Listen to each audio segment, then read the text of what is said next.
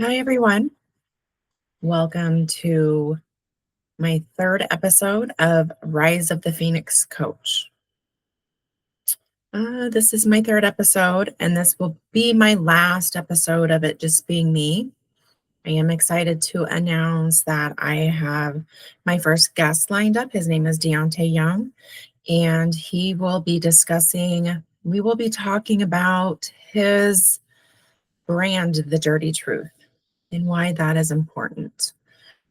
For today, I first want to discuss the disclaimer that I do talk about sensitive topics that include abuse, specifically sexual abuse, that talks about addiction, and that is everything from alcohol, cigarettes, drugs, sex. So there are some sensitive topics in here. So I just wanted to explain that first off. And I want to welcome everybody. This is my third episode, my final episode that is going to be by myself. I am excited to be here, and I have been contemplating on what I wanted to discuss today. And I think what we're going to talk about is our mental health care system a little bit. I have a history of CPTSD, and that's complex post-traumatic stress disorder. But that's not where my journey began. When I was 19 years old, I was first diagnosed as being schizoaffective. There was a lot of paranoia. I would get up in the middle of the night and check to make sure my doors were locked, 3, 4, sometimes 5 times. A lot of my abuse, and specifically when I was being molested, happened in the middle of the night. So it's easy to connect the dots there and see where that came from. I wasn't feeling safe. I always had issues with insomnia. I, and I would go periods where I would hardly sleep. Um, yeah, and then I was first hospitalized when I was 19. I went through a period where, for months, I maybe slept a few hours a night, and then I went a period of a few days where I didn't sleep at all. My family was all worried about me. I would talk and just kind of ramble, and um, they were really worried. So I ended up checking myself into a mental health hospital where I stayed maybe a couple of weeks, and I started on medication. That was when they diagnosed me as being schizoaffective. PTSD was not common then, and it was primarily known for post-combat vets at this time. This was back, gosh, almost 30 years ago, or more than 30 years ago, because I was 19. I'm going to be 50 soon. But anyways, so, I started on medication. I started on an antidepressant. I started on an antipsychotic, and I hated how they made me feel. The medication really suppressed a lot. It suppresses your emotions. It just kind of made me feel, um, it made me tired all the time. It gave me lack of energy, just lack of feeling like myself. Although at that time, I don't know what that truly felt like. But it suppressed a lot. Um, and then fast forward, and I remember, I'm going to talk a little bit about this hospitalization. I remember speaking a lot about my mother then, and how I had a lot of issues with the fact that she didn't protect me at that time when the abuse was happening. I would get a lot of feedback from staff in the hospital, even the therapists that ran groups and things like that, that basically, Amy, you need to get over it. Your mom did the best she could. Being in the state that I was in at that time, that's not what we need to hear. It's okay to have our feelings. It's okay to be angry. It's okay to be upset. So that hospital stay really set me back. Um, because again, it was reinforcing that it's not okay to have my feelings. It's not okay to express them. And then I'm supposed to just stuff it more and not have an outlet. I was supposed to just get over it. Um, and then, I eventually, they say I stabilized mentally. Basically, my emotions were suppressed. I was stable to the point to where I wasn't constantly emotional, where I couldn't, because I got to a point where I couldn't control my emotions. I eventually I stuffed for so long that I exploded and couldn't shut it off, and that's why I was hospitalized.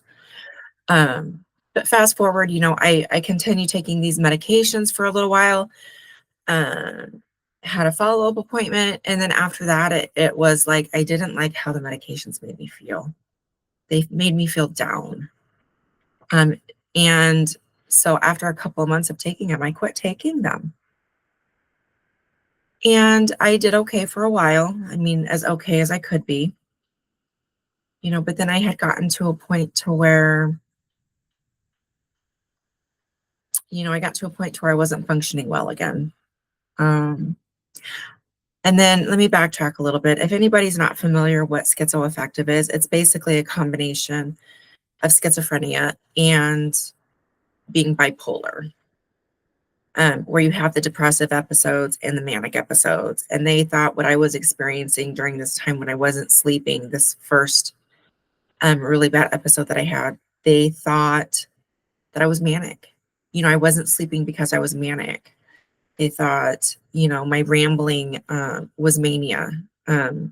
Where my racing thoughts and everything was mania. Um, and that may be true to a point, but the insomnia was simply because I didn't feel safe. My nervous system wouldn't allow me to rest because it was at night that I experienced a lot of trauma during the middle of the night. Um, and the rambling and the racing thoughts was just me trying to process everything.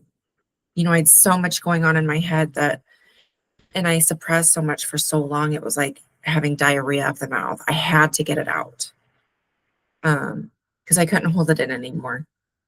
And that's why I, was overly emotional and couldn't suppress those emotions any longer and couldn't,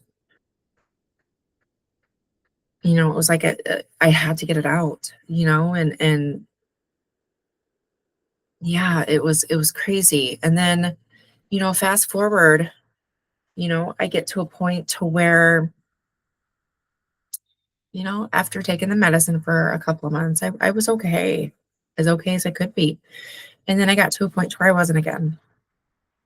And, my family were all asking me, well, did you quit taking your medication? And I had.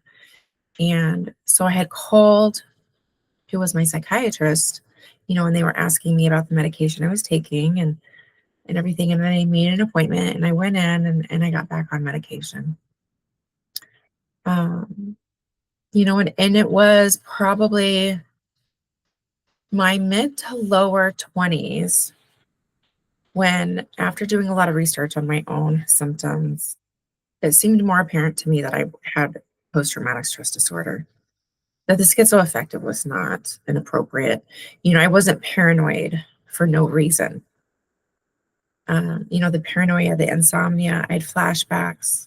My anxiety was through the roof. I had very high functioning anxiety um, most of my life.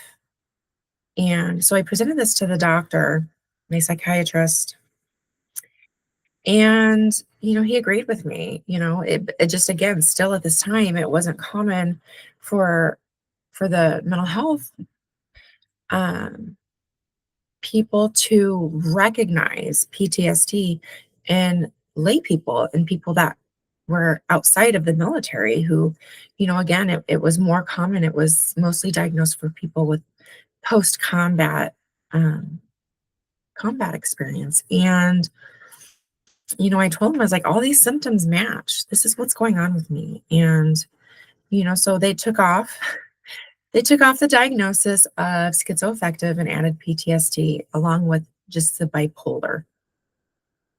So, that was fine. And, what they were doing was, again, just treating symptoms. I was still, I got back on an antidepressant. I was on, I had tried um,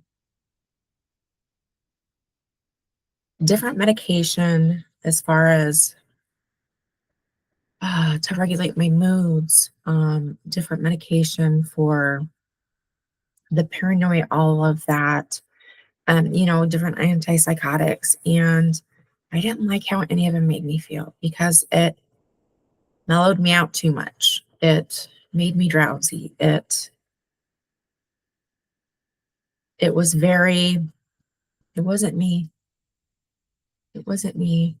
But I took them, because the doctor said, you quit taking your medication again, and you're going to end up with another relapse. And, so I was pretty good for a while again, but got to a point where I hated the way I was feeling. So I quit taking it again.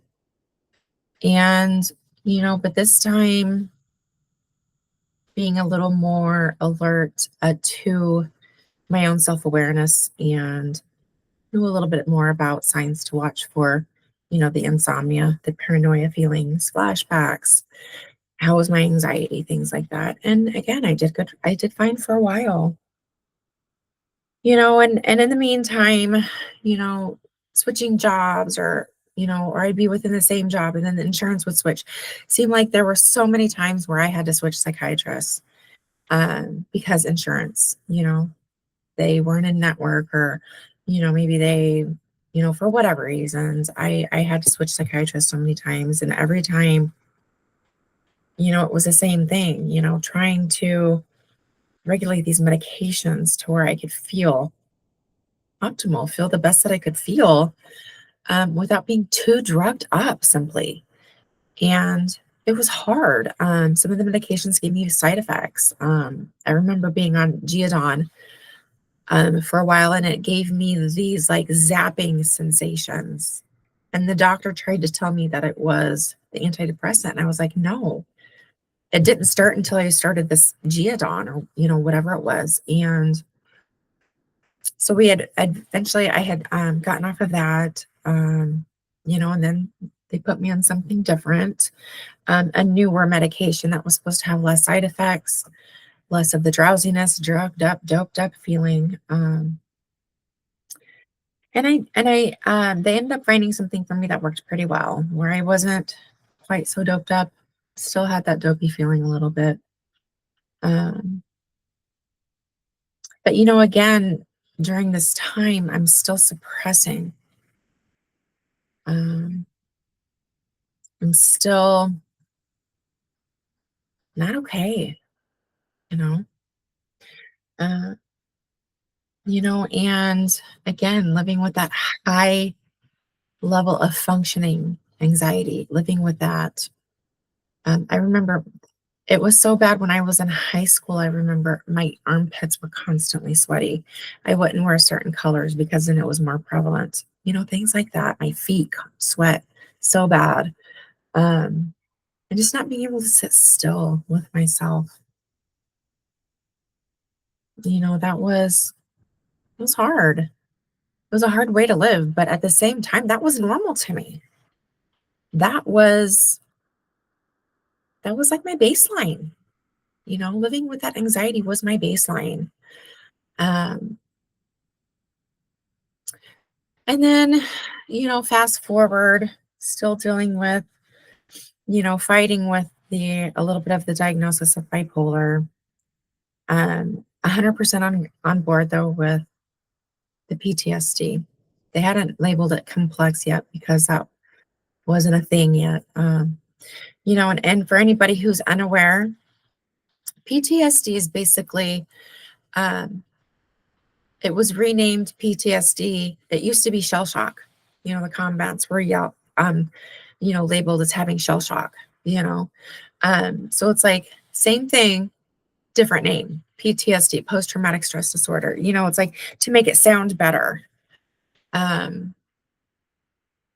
and that's what our society does is, when I was first diagnosed as being bipolar, there was one class, it was just bipolar. Now there's bipolar type 1, bipolar type 2, where, it means different things, your symptoms. And I had gotten to a point to where, because I was obsessed with the labels and I hated the labels. And especially the fact that everything had the word disorder at the end, that alone is going to give people a feeling that something is wrong with me. Well, let me tell you, you are not your diagnosis. I was not my diagnosis. I'm a person, and just being labeled these things, mental health in general, just the terms mental health has a negative notation to it. I mean, you've heard people say, "Oh, she's just mental. He's just mental." Again, the negative notation of that makes people feel bad about themselves. Like something is wrong with me because I have this disorder, and you're not your diagnosis. Eventually, I had to kind of get over that and found a nurse practitioner that was able to prescribe medications as well that I really liked and worked with her for a long time. And, I just had to get to the point where it was like, whatever you're labeling me, that's fine. Because I understand you have to do it for insurance purposes. In order to be able to prescribe certain medications, you have to have the diagnosis to go along with it. That's how insurance works. And I was like, let's just treat the symptoms. I don't care what the label is. It's just treat the symptoms. And in the meantime, I'm in and out of therapy most of my life. And, I learned a lot, but I mean, not all of it, but I didn't apply all of it to my daily life. I didn't try to practice it, other than certain grounding exercises. There were things that I implemented into my life, but I I was still at a point where I didn't fully understand myself what was going on with me. I just knew I wasn't okay with how I was. I knew that there had to have been something better. And, and then my last mental breakdown, I call it my midlife crisis, um, was the worst of all of them. Um, I was told that I was at times in a state of psychosis, where I was out of touch with reality, which may have been true to a point. However, I believe it was the beginning of my spiritual awakening. And it was, everybody said I was manic. And maybe I was a little bit. After doing a lot of processing of what I went through during that time, what I realized is that it was my PTSD processing. People thought I was manic because I was goofy, I was fun, I was being childlike. Everything was funny to me, which was out of my norm. And so people who knew me thought something was wrong with me. I wasn't right. I wasn't in reality. Um, People who didn't know me thought I was hilarious, thought I was fun and goofy and silly. And I was. And what I realized later after processing a lot of this was it was the child in me that was never allowed to be a child when I was a child. You know, I wasn't allowed to have a lot of fun, to just be goofy, just to be silly. You know, my home life was so serious. Everything was so controlled. Um, so a lot of that silliness in me that people didn't recognize as being me and called me manic for, it was the inner child in me wanting to come out and play because I felt safe enough to do that. And,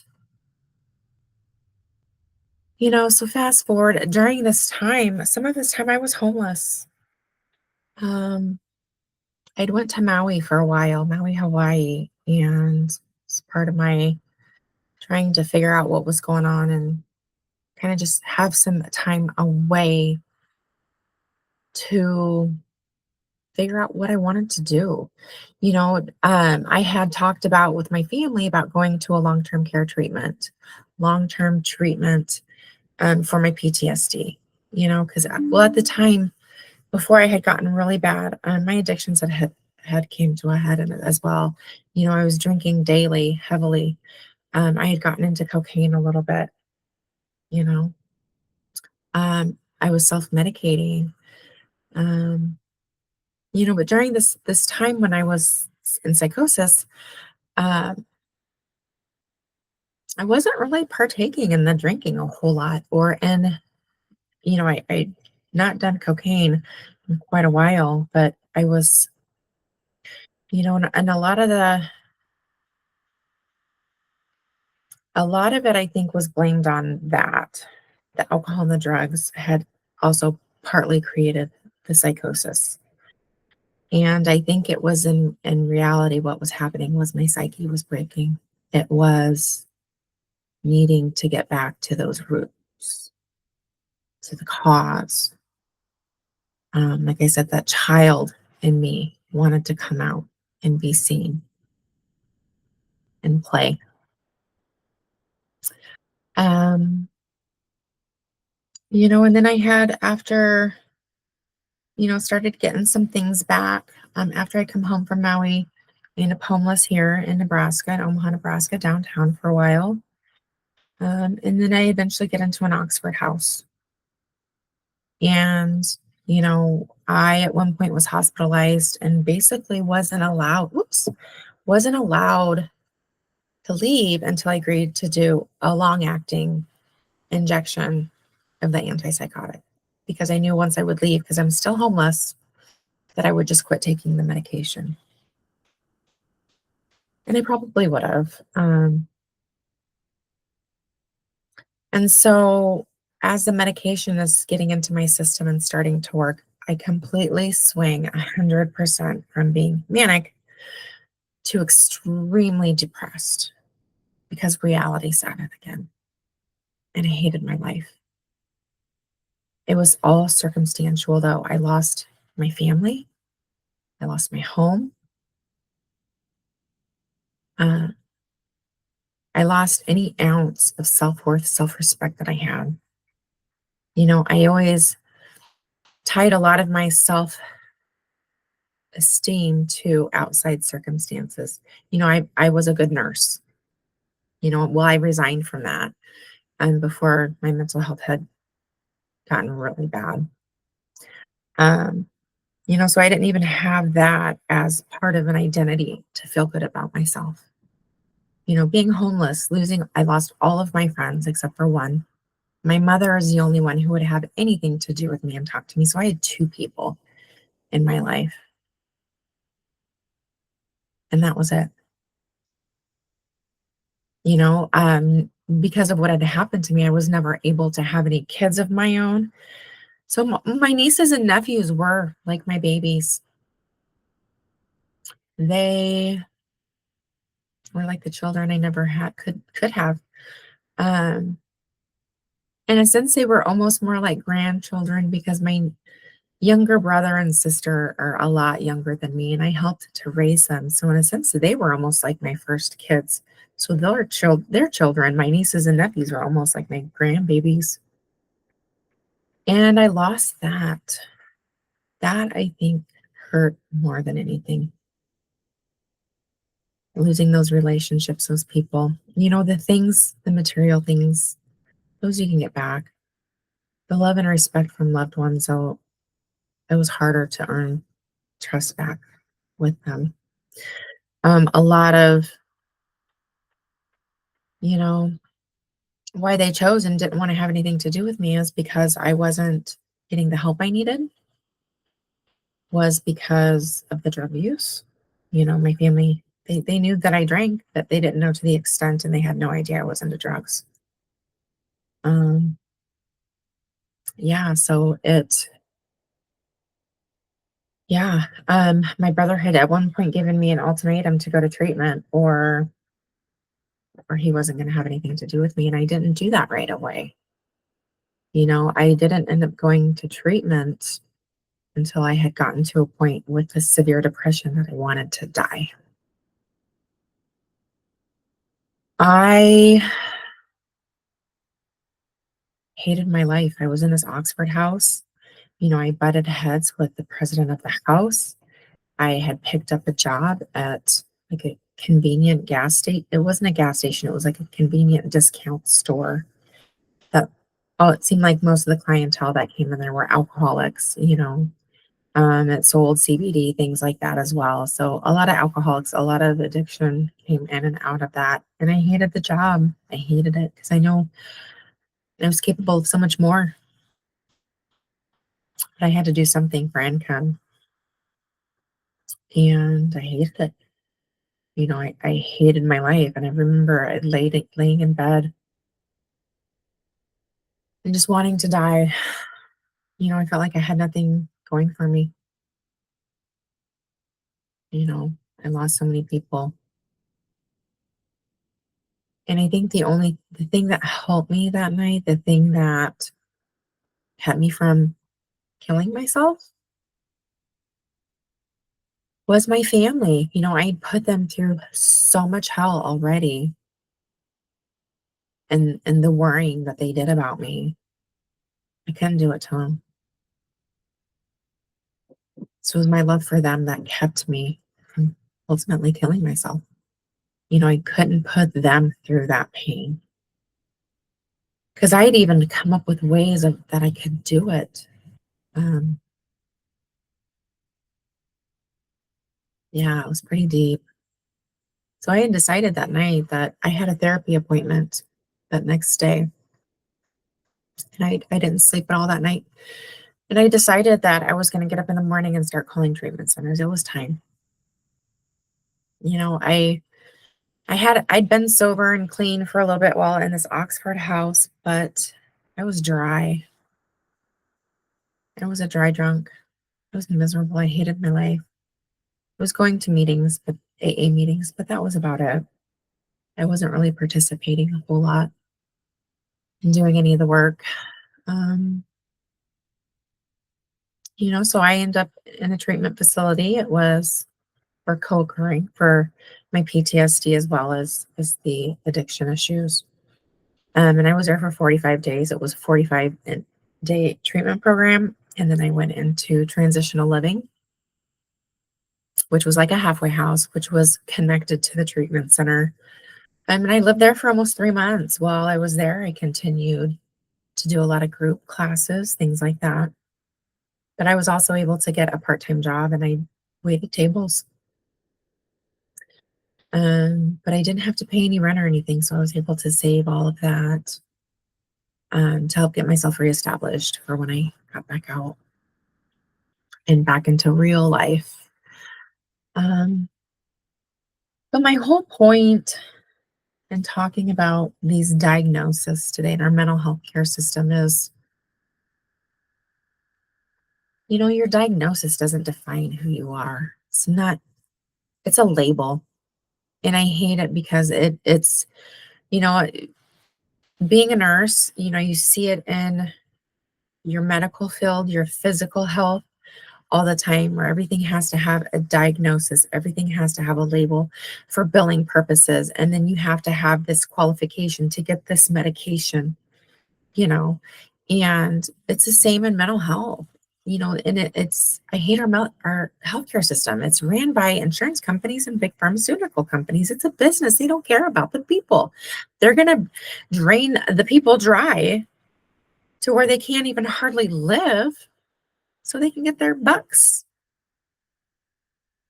And the mental health system isn't any better. If anything, I think it's worse. Everything has to have a label. Everything has to be a disorder. All of your diagnosis and the mental health field, the ending word is disorder for all of them: bipolar disorder, PTSD, post traumatic stress disorder, schizophrenia disorder. major depressive disorder,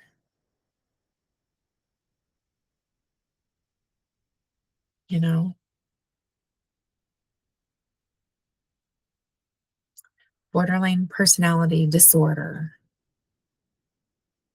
No wonder people feel like there's something wrong with them. Everything is a disorder. And the thing about our society is we want a quick fix.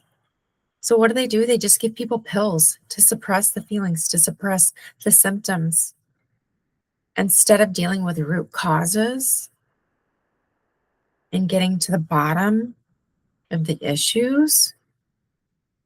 We're just going to mess with your brain chemistry and give you these drugs to suppress you. And I don't agree with that.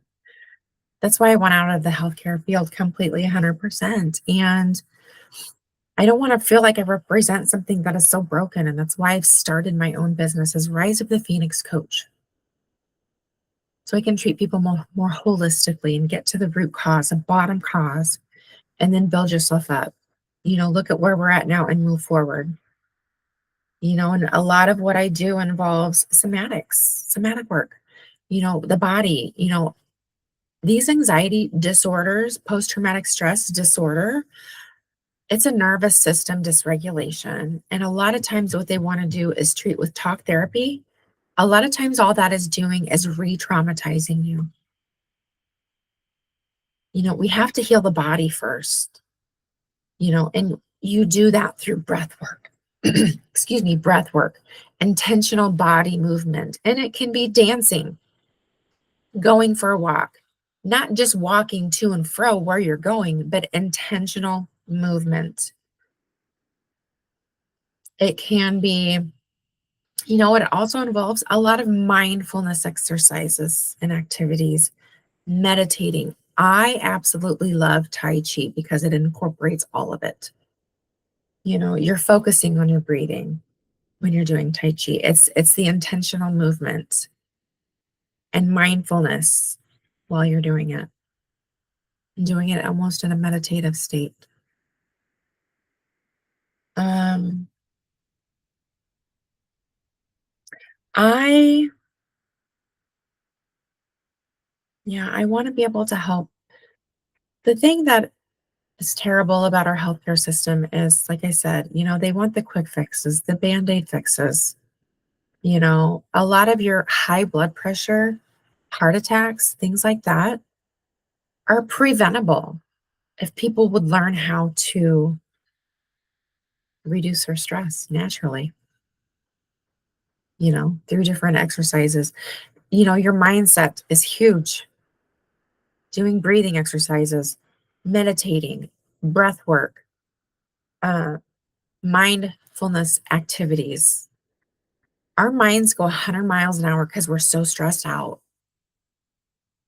We're constantly worrying about the what ifs instead of being in the present moment.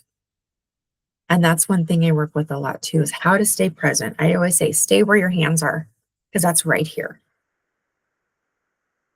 Another thing is, with the mindset, starting with an attitude of gratitude. Instead of focusing on what I don't have that I want, let's focus on what I do and be grateful for it. That alone helped change my whole perspective on life.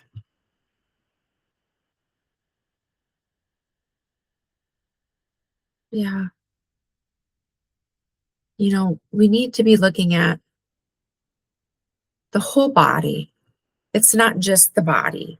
Let me give you a medication for the fix. We need to look at our thought patterns, our mindset. Where is our mindset? Are we naturally a negative person where we're focusing on the negative of things? Or are we looking at things with as opportunities for learning, opportunities for growth? Yeah, something bad can happen. And no, you can't always get something positive out of it, but it can be an opportunity for growth and to make you a stronger person, to make you have more compassion and understanding for other people as well as yourself.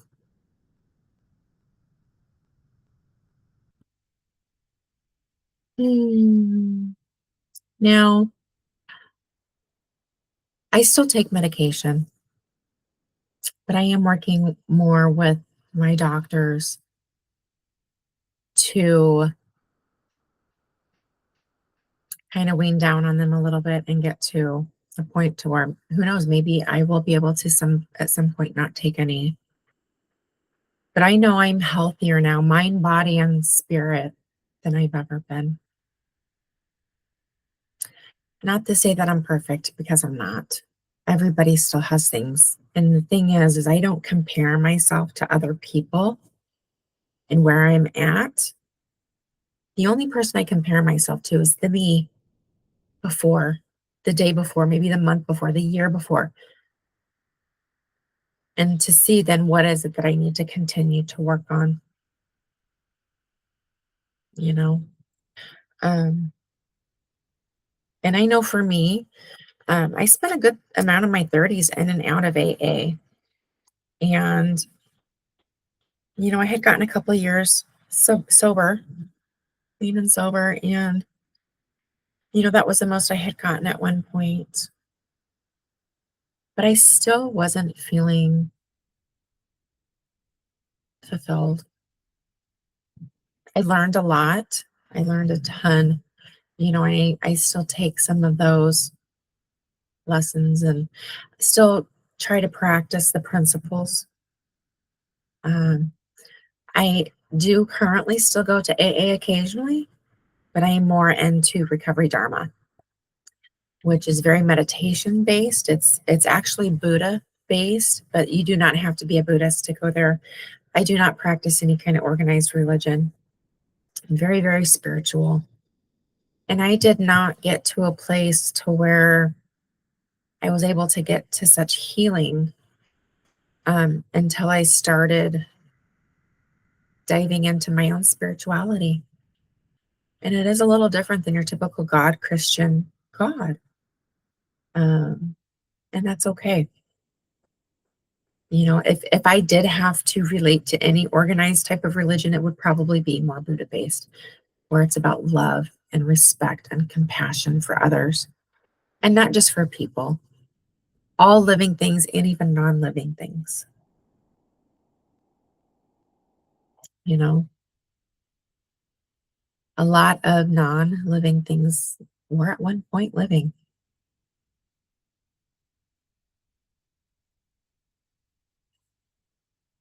Mm,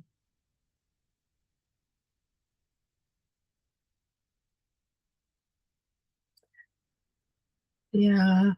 I,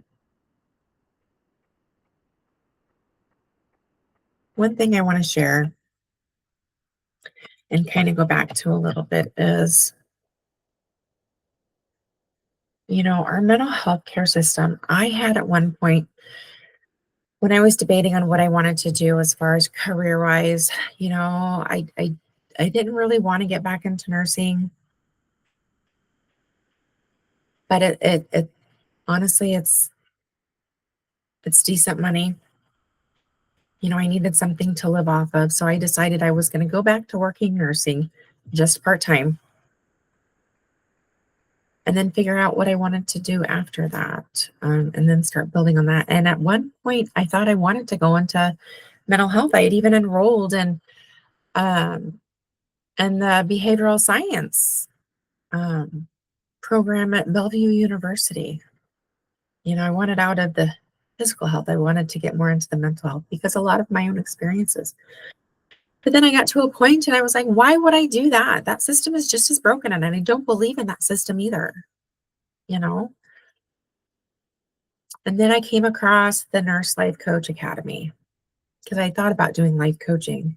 So I was looking at different certification type of programs, things like that. And I didn't even realize nurse life coaching was a thing. Um, so it came across my feed in Facebook, an ad for it. And so I looked into it. Um, and it's very similar to regular life coaching, only I have that medical background. So it gives me a little more of an edge. And I've been a nurse for 20 years. I've been in the healthcare field since 1999, and I've been a nurse for 20 years. So I understand a lot of the physiological, the chemical, the neuroscience behind mental health. So I have that. But there's so much that we can do to increase those hormones in our brain, the chemicals in our brain, your serotonin, your endorphins, you know, all of that. There are ways to increase that naturally, you know. Um, I am so big into nature. It is so healing for me. And grounding in nature is one of the best things you can do to help regulate your nervous system as well. Walking barefoot in the grass, doing doing some sun gazing. Our culture wants you to lather up in sunscreen before you go outside.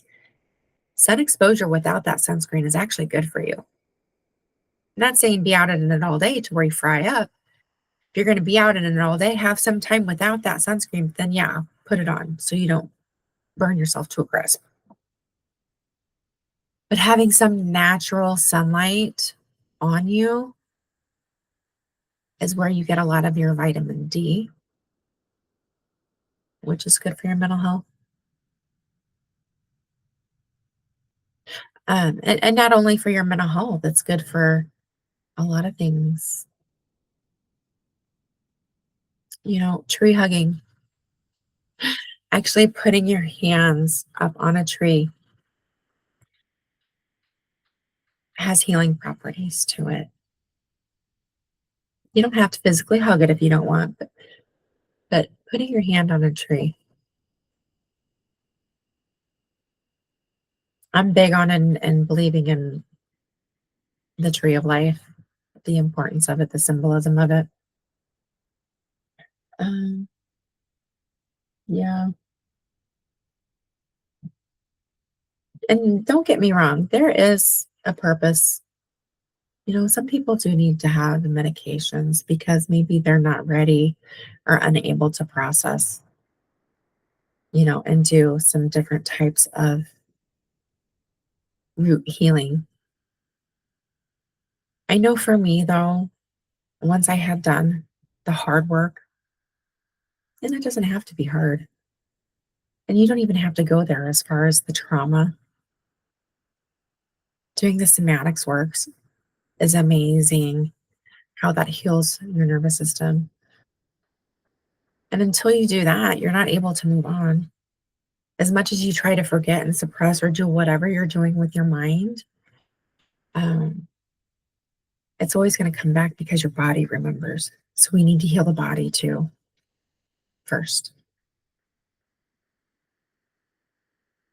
And you can do that without even having to go back and discuss these memories, discuss the actual traumatic events that have happened.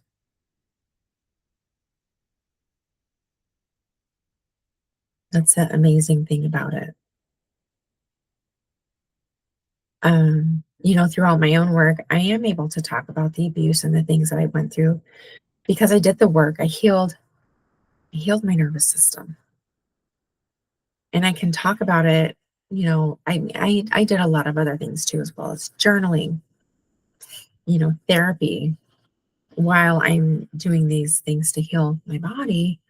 But I had to do a lot of self-reflection. I had to learn to love myself because I hated myself. I hated what I had become. The poor behaviors I had while I was drinking and drugging. I had to learn how to forgive myself. I did things I would not have done normally, being sober and clean. So I had to forgive myself. And I had to develop that self love, that self respect, that self worth that I never had. I had to have all of that come from in here and not from the external world, needing validation from outside sources. I was able to do that. That was probably the biggest thing that I had gotten out of treatment was self-forgiveness. I mean, and I learned to forgive my mother as well. I did not I never really allowed myself to fully just feel angry with her, because she was my mama. I wanted to forgive her. I wanted to have a relationship with her. I know so many people have asked me, "Amy, why do you even have anything to do with her?" Because she's my mom, and I do still love her, and we have a great relationship now. And it was because I had to allow myself to feel the feelings, and that part sucks, but it doesn't have to be hard. It doesn't have to be, you know? Feeling the feelings is cleansing. It cleanses the body, it cleanses the soul, the spirit. I mean, have you ever just had a good cry for whatever reason, and then afterwards you feel so much better, like a weight's been lifted off? I know I have.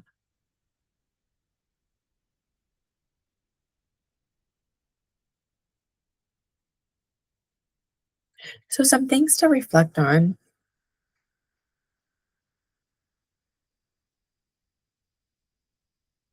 Where are you? What have you possibly been diagnosed with?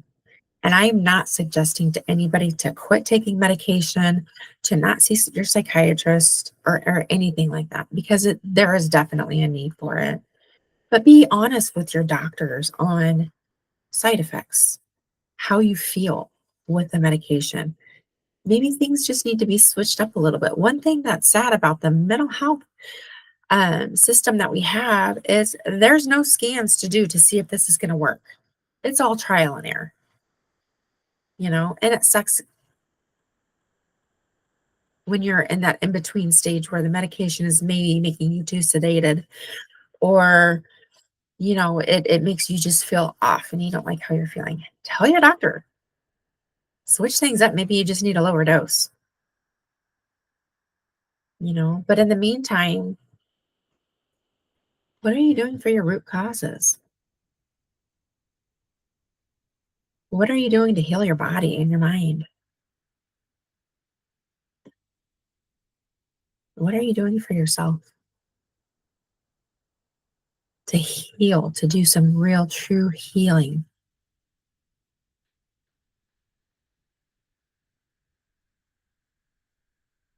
All right, with that, folks, I'm going to go ahead and sign off. I thank you for listening or for watching. And I'm excited. My next appearance, I will have my first guest. That will be in a couple of weeks. Deontay Young is his name. He's with Dirty Publishing. He has the brand The Dirty Truth. We're going to talk about that and why that's important. All right, everybody. So this is Amy Tostenson with Rise of the Phoenix Coach. If you need to reach out to me, if you're thinking about possibly needing some coaching yourself, I can help you heal. I can help you rebuild confidence, reignite inner strength, and rise. Come rise with me. All right. Bye bye.